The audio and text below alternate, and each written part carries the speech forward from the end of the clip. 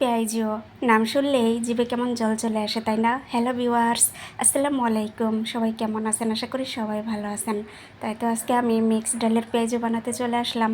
তো এই পেঁয়াজু বানানোর জন্য প্রথমে নিয়েছি আমি মিক্সড ডাল, নিয়েছি খেসারির ডাল, মসুর ডাল আর ছোলার ডাল। ডালগুলো আমি সারা রাত পানিতে ভিজিয়ে রেখে পাটায় বেটে নিয়েছি।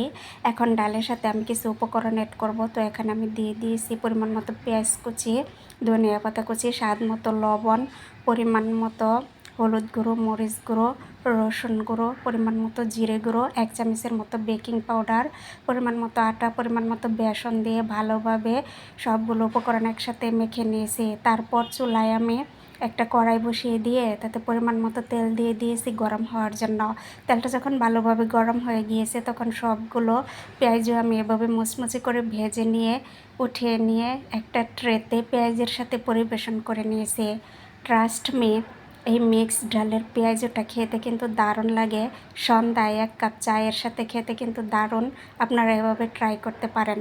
তো চলে যাচ্ছি, দেখা হবে নেক্সট কোনো ভিডিওতে। সে পর্যন্ত সবাই ভালো থাকবেন। টাটা।